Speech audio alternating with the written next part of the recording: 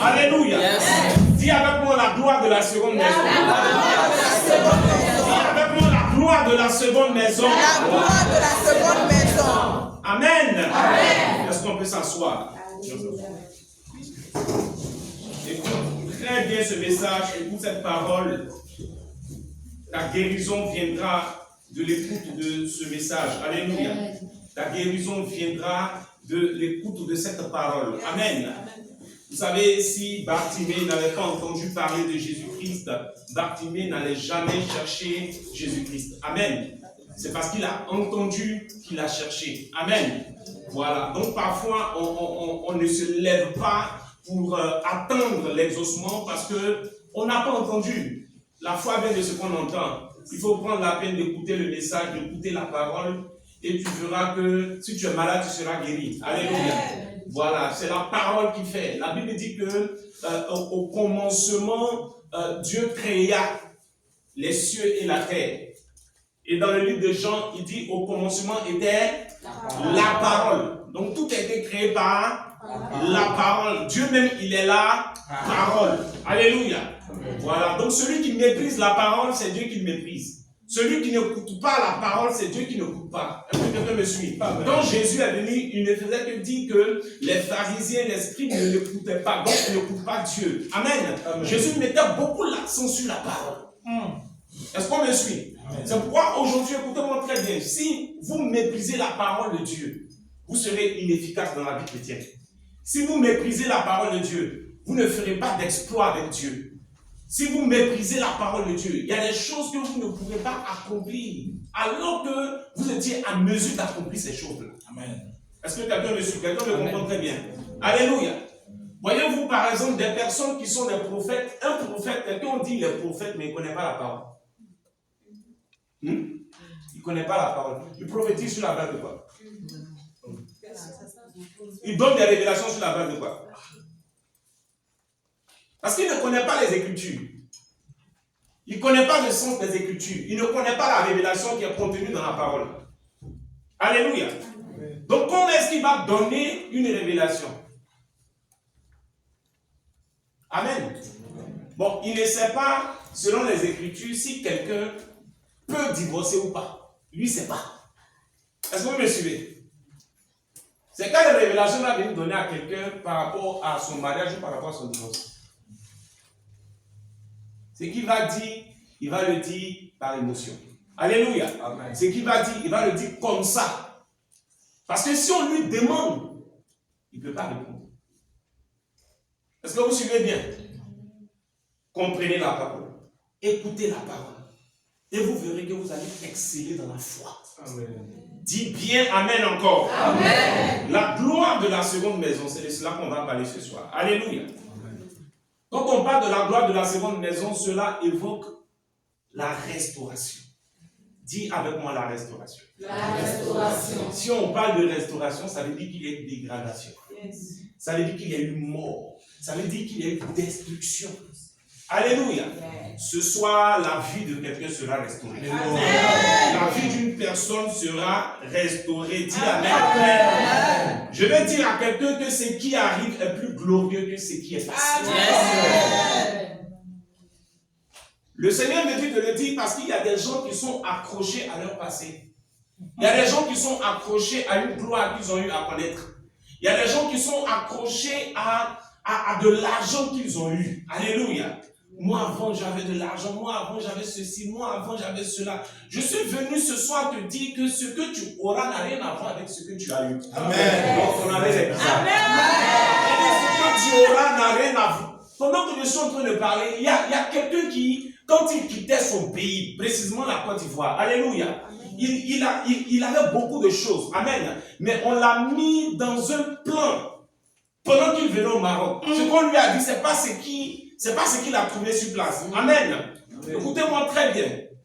La gloire que tu as connue là-bas, et tu es en train de dire, mais si je savais, je n'allais pas venir ici. Écoute-moi très bien. La gloire qui est à l'horizon sera plus grande que celle que tu as reçue. Amen, n'est pas une bonne affaire. Non, si je savais, je n'allais pas venir. Dieu t'a fait venir ici parce que il doit avoir de la restauration, la la gloire de la seconde maison doit se manifester. Amen. Alléluia. Amen. Si la première maison n'est pas détruite, on ne peut pas parler de la seconde maison. J'ai dit ça à ton voisin. Il faut parler à ton voisin. Si tu ne parles pas avec nous, s'il ne t'inspire pas, tu te déplaces. Alléluia. Amen. Dis Amen bien. Amen. On va prendre la Bible dans le livre de Jean chapitre 2, du verset 13 au verset 22. Jean chapitre 2, du verset 13 au verset 22. Alléluia. Écoutons attentivement, on va faire une seule lecture, donc écoutons très bien s'il vous plaît. Oui, allons-y. Jean chapitre 2. Jean chapitre 2, d'accord, oui. À partir du verset 13 jusqu'au verset 22. Okay. Jean chapitre 2, 13 à 22. Oui. La Pâque des Juifs était proche. La Pâque des Juifs était proche. Et Jésus monta à Jérusalem. Il trouva dans le temple les vendeurs de bœufs, de brebis et de pigeons, et les changeurs assis. Ayant fait un fouet avec des cordes, il les chassa tous du temple. Ainsi que les brebis et les bœufs. Il dispersa la monnaie des changeurs et renversa les tables. Et il dit aux vendeurs de pigeons, ôtez cela d'ici. Ne faites pas de la maison de mon père une maison de trafic. Ses disciples se souviennent qu'il est écrit, le zèle de ta maison me dévore. Ses disciples se souviennent qu'il est écrit, le zèle de ta maison me dévore. Le zèle de ta maison me dévore. Ses disciples se sont souvenus parce qu'ils ont vu Jésus. Il était en train de menacer les gens qui faisaient le trafic dans le temple. Donc, ils se sont souvenus qu'il est écrit. Quelqu'un dit il est écrit. Il est écrit. Alléluia. Amen. Continue la lecture, s'il te plaît. Les Juifs, prenant la parole, lui dirent, quel miracle nous montres-tu pour agir de la sorte? Jésus répondit, détruisez ce temple et en 3 jours je le relèverai. Les Juifs dirent, il a fallu 46 ans pour bâtir ce temple. Et toi, en 3 jours, tu le relèveras. Mais il parlait du temple de son corps. C'est pourquoi, lorsqu'il fut ressuscité des morts, ses disciples se souviennent qu'il avait dit cela. Avant de continuer, écoutez, regardez, les choses spirituelles ne sont pas les choses physiques. Quand on parle, il faut écouter. Amen. Amen. Parce que si tu écoutes comme on écoute un homme, tu ne comprendras pas. Les choses de Dieu, on les écoute à la manière de Dieu. Alléluia. Ça veut dire, pendant que la parole retentit, tu dis, Seigneur, tu me dis quoi? Qu'est-ce que tu es en train de me dire? Quel est le message que tu es en train de me donner? Est-ce que vous suivez? Voilà, parce que la parole ne doit pas retentir dans l'esprit de chacun de vous de la même façon. Claire. Tu ne comprends pas ce que je dis? La parole ne doit pas retentir de la même façon dans ton esprit comme dans l'esprit de l'autre. Non. La façon dont tu entends doit être différente. Alléluia. Amen. Est-ce que quelqu'un me suit? Quelqu'un comprend ce que je suis en train de dire? Continue, prophète. C'est pourquoi, lorsqu'il fut ressuscité des morts, ses disciples se souviennent, il avait dit cela, et il crut à l'écriture. Amen. Ses disciples se sont souvenus qu'il avait dit cela. Ils se sont souvenus encore. Regardez, hein? Ils se sont souvenus qu'il est écrit. Ils se souviennent encore que Jésus a dit. C'est-à-dire qu'on fait toujours référence à quelque chose qui a été dit ou quelque chose qui a été écrit. Vas-y, s'il te plaît. Et à la parole que Jésus avait dite, pendant que Jésus était à Jérusalem, à la fête de Pâques, plusieurs crurent en son nom, voyant les miracles qu'il faisait. Alléluia. Amen. Acclamons puissamment le Seigneur. Acclamons Jésus.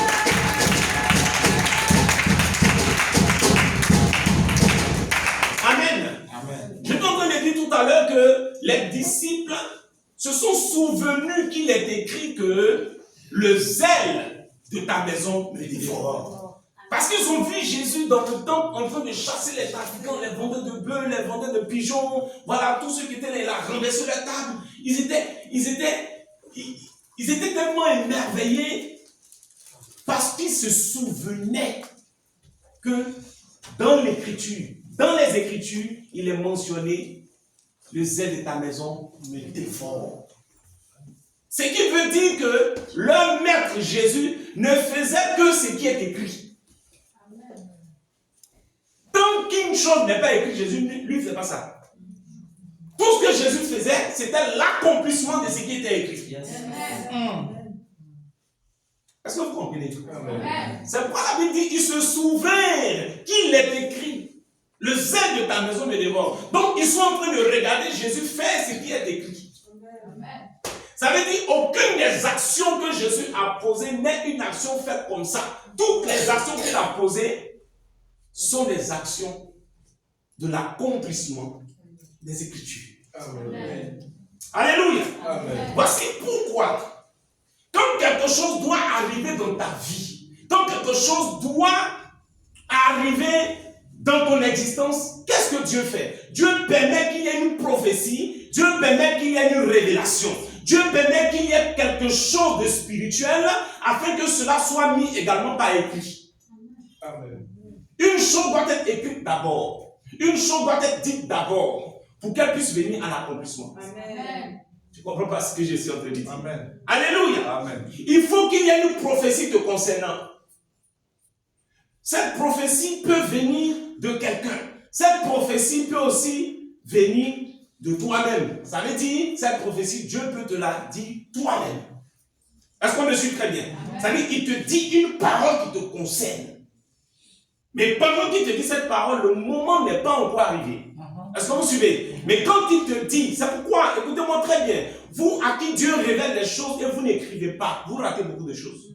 Vérité.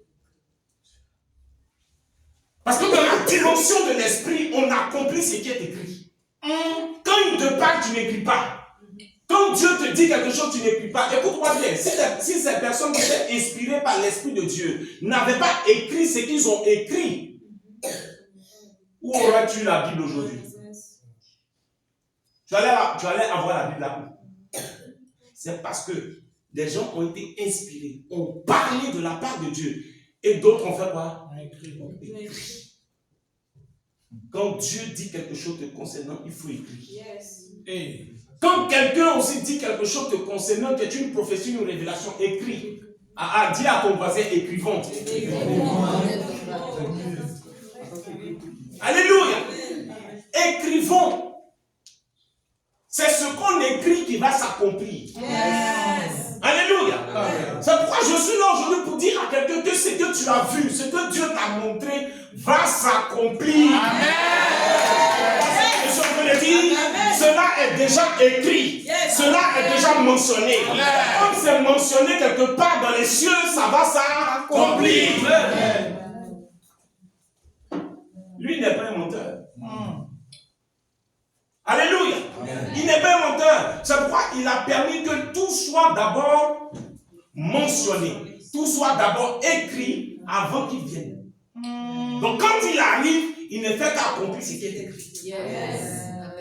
Est-ce que vous comprenez? Donc quand il y a une révélation, il y a une prophétie, il y a des choses te concernant. Écrit. Garde écrit. Yes. Ce qui est écrit, ça va arriver. Amen.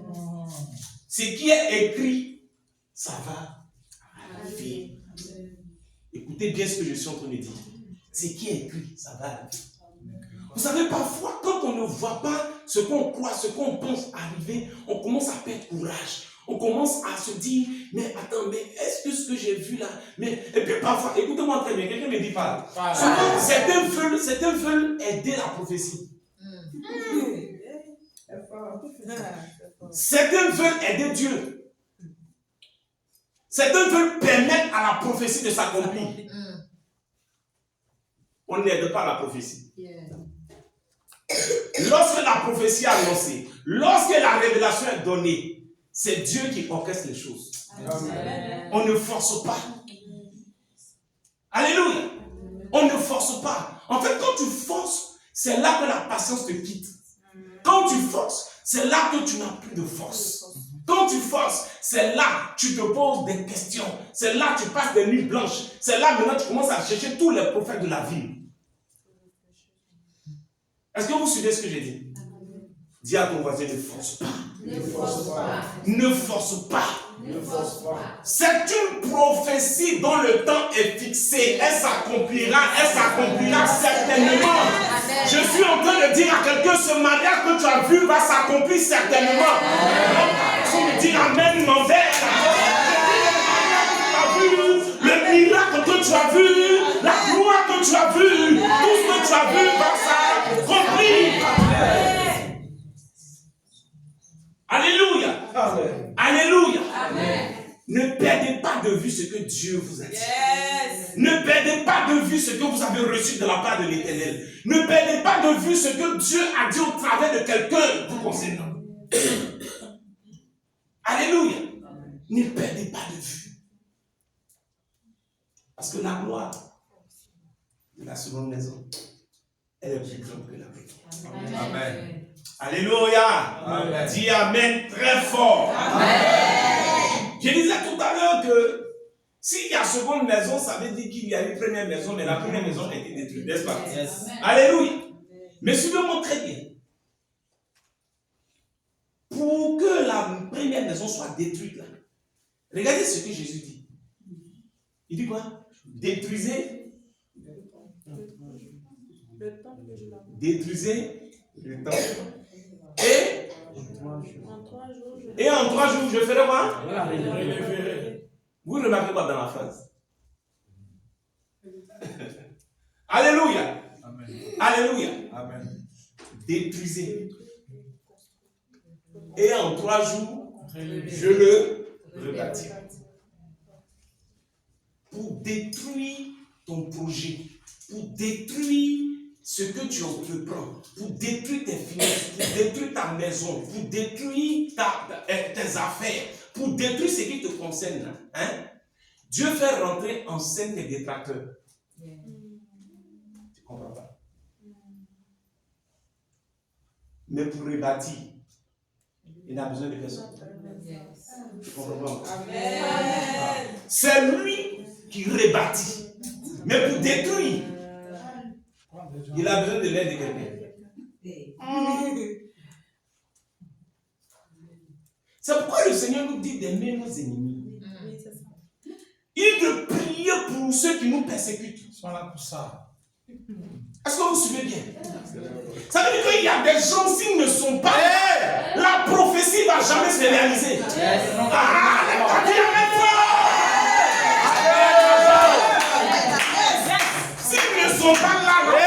ne va jamais se réaliser.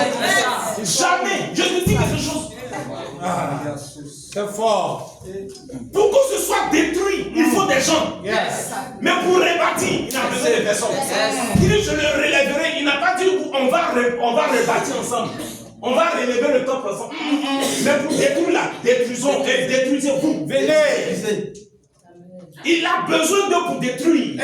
Mais pour rebâtir, il n'a pas besoin d'eux. Yes. Est-ce que je suis en train de parler à quelqu'un? Arrête de maudire les gens qui te persécutent. Arrête de prier contre ceux qui te persécutent. Parce qu'il faut qu'ils soient là. Ce sont eux qui doivent emmener la prophétie à la réalisation. Est-ce que je suis en train de parler à quelqu'un? Est-ce que je suis en train de parler à quelqu'un? Il y a des gens qui sont suscités pour te faire du mal. Il y a des gens qui se lèvent pour te faire du mal. Vérité. En fait, ce sont les vrais acteurs de ce qui te concerne. S'il n'y a personne pour crucifier Jésus, il est crucifié comment? Question. S'il n'y a personne pour l'envoyer à la croix, il est crucifié comment? S'il n'y a personne pour le trahir, comment est-ce qu'il sera jugé? Je peux parler à quelqu'un. Le péché que Judas a commis, ce n'est pas de trahir Jésus. Quoi ça? Non, ce n'est pas le péché que Judas a trahi. Ce n'est pas le péché que Judas a commis. Non. Non, attendez. La Bible dit, il a plu à l'Éternel de briser, de frapper son fils. Esaïe. Dieu lui-même a frappé son fils. C'est pas Judas qui a trahi Jésus. Non. L'erreur que Judas a commis, le péché de Judas, c'est que Judas a pensé que lui, il avait trahi Jésus.